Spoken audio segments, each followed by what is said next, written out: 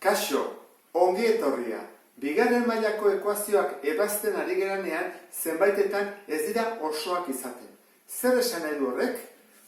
Ordenatzen ditugunean, bigarren mailakoa, lehenengo mailakoa eta gai askea, horietako bat falta dela.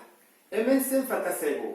Lehenengo mailakoa, dugu bigarren mailakoa, lehenengo mailakoa ez dugu, eta askea bai. Horrek esan nahi du, B, formula orokorrean, 0 dugula.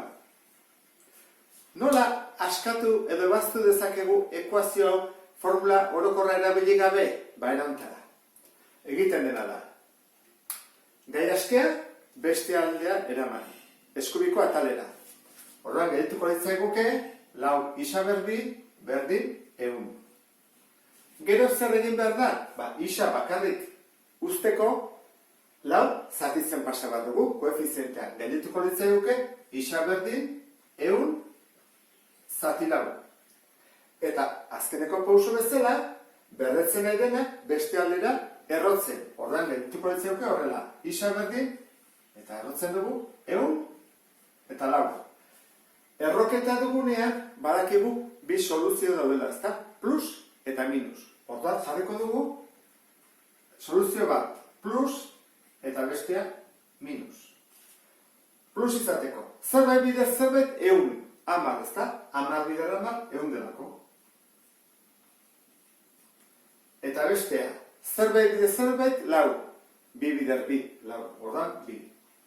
Emaitza izango ditzake, 10 zati 2, 5. Eta bestea, minus 10 zati 2, minus 5. Eta hemen ditugu, bi soluzioak.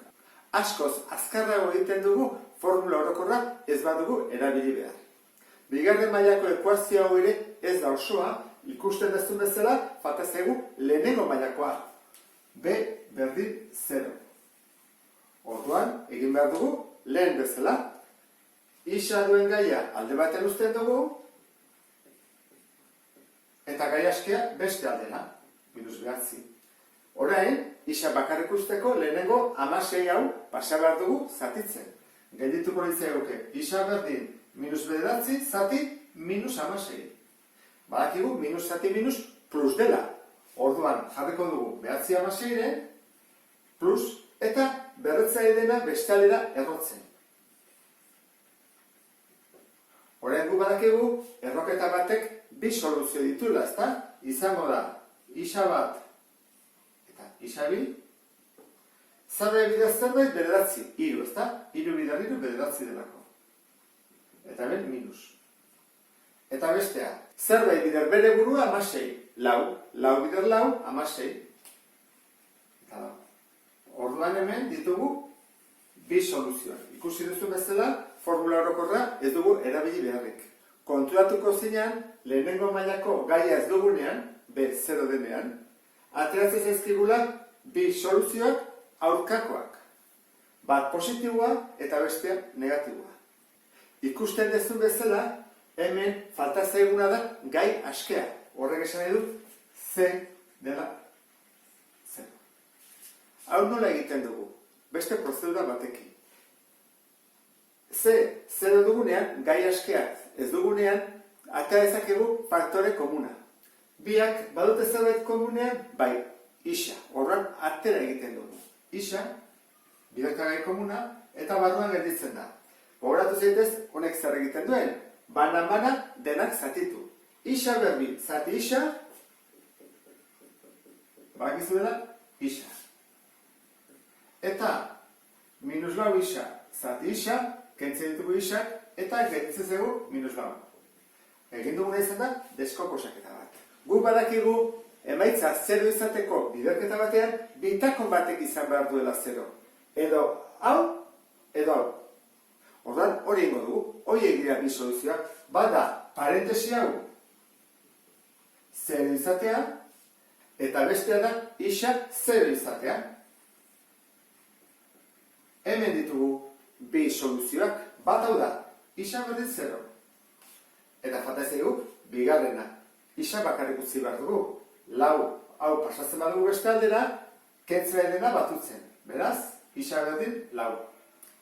Hemen ditugu bi soluzio. Isa bat eta isa bi. Ikusten duzu bezala oso azkar egin dezakegu. Baina gogoratu, Atera bat dugu faktore edo biderkagai komuna. Ikusten duzu bezala, ekuazio ere ez da osoa. Gai askea falta zaio. Isa ez duela. Orduan, berak eramango ditugu ezkerretara, hau, ezkerrean dago, eta 18 isa kentzen pasatzen dugu, orain, biderkagai komuna atera behar dugu.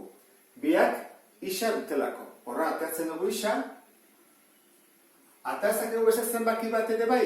Bai, ez da? Biak bikoitiak dira. Horra, atazakegu bi ere bai.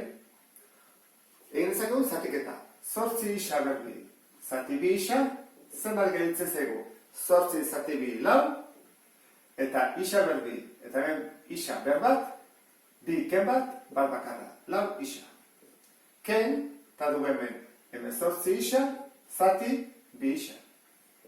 Goratu, honek zatitzeitu, bana-mana goiko gai guztiak. 8 zati bi, bederatzi. Eta isak, kendu egiten dira, bederatzi geritzen zego. Orain, bi soluzioak zeintzu dira, bada, edo parentesia da 0, edo kanpokoa bidertzen nahi dena da 0, bitakon bada 0. Torran, hori da soluzio bat, eta beste soluzio bat. Zer egin behar dugu hemen, isa bakarrik utzi. Orduan, gai askea, eramaten dugu eskubira batutzen, lau isa, berdin bederatzi, eta gero, bidertzen nahi dena, koefizientea zatitzen. Gelditzen zaigu, bederatzi, laurden. Hori izango zake, soluzio bat. Eta bestea, bi bidertzen nahi dena, zatitzen pasatzen dugu, zer bada 0 zati bi, 0 ez da, gogoratzen zena. Isa, bigarrena, horrak, hemen ditugu, bi soluzioak. Ikusten dezu bezala, gai askea falta denean, hau da, C, 0 denean, atatzezegu beti soluzio bat, 0. Eta gero, bestea, kalkulatu inbarko litzake. Eta nola egiten da, falta zegunean, B eta C. Biak, lehenengo mailako ez dugu, eta gai askea ez dugu. Adibidez, hemen bezala. Bigarren mailakoa bakarrik dugu. Erabildezakegu formula orokorra. Benetan errexena da, esatea, bueno, amabi, zatitzen pasatzen dugu. Zero zati amabi, 0, ez da? Eta erroketa bestaldera pasa behar dugu, berreketa delako, 0 bider zerbait, 0. Bueno, hemen soluzio bakarra dago. Falta zaigunean lehenengo mailakoa eta gai askea, hau da, bigarren mailakoa bakarrik baldin badugu, atango zaigu bakarrik soluzio bat. Eta hori izango da beti 0. Hiru bide hauek ulertu dituzula, pentsatzen dut. Badakizu zer egin behar dezun orain, praktikatu. Eta orduan, ateratzen zaizunean bigarren mailako ekuazio ez oso bat, erabili dezakezu hauetako bat, eta ez formula orokorra luzeagoa delako. Beste bat arte, agur!